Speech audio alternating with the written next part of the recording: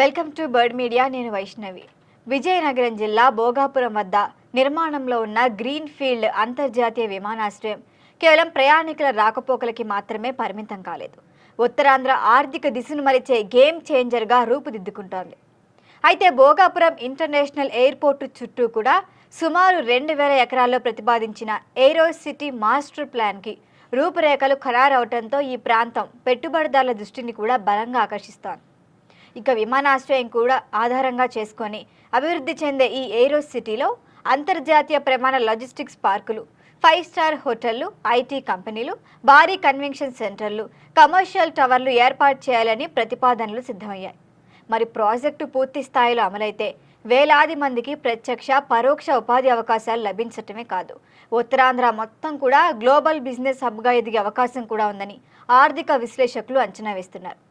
అయితే ఏరో సిటీ ప్రకటనతో భోగాపురం పరిసర ప్రాంతాల్లో రియల్ ఎస్టేట్ రంగం అమాంతం దూసుకెళ్తోంది.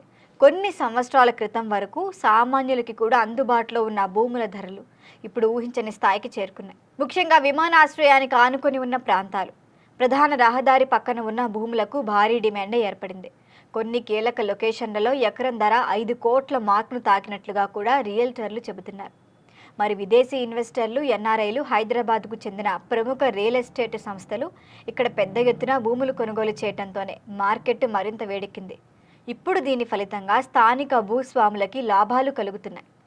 మరైనప్పటికీ సాధారణ కొనుగోలుదారులకు ధరలు అందని ద్రాక్షలా మారుతున్నాయి.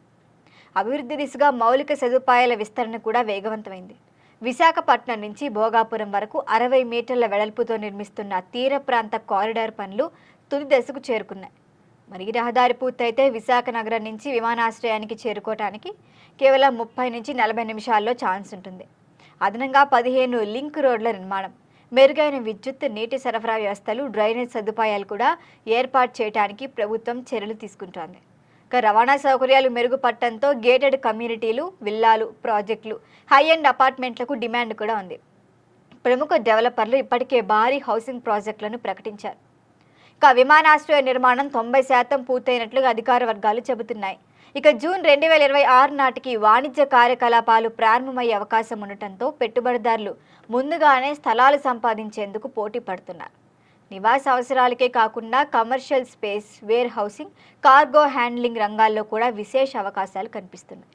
మరి ఎయిర్ కార్గో సదుపాయాలు ఏర్పడితే ఎగుమతులు, దిగుమతులు కూడా పెరిగే అవకాశాలు, ప్రాంతీయ వ్యాపారాలకు కూడా ఊతమిస్తాయి. ఇక దీర్ఘకాలంలో భోగాపురం ప్రాంతం విశాఖపట్నం మహానగర విస్తరణలో భాగమై ఆర్థిక కార్యకలాపాల కొత్త కేంద్రంగా మారే సూచనలు ఉన్నాయి.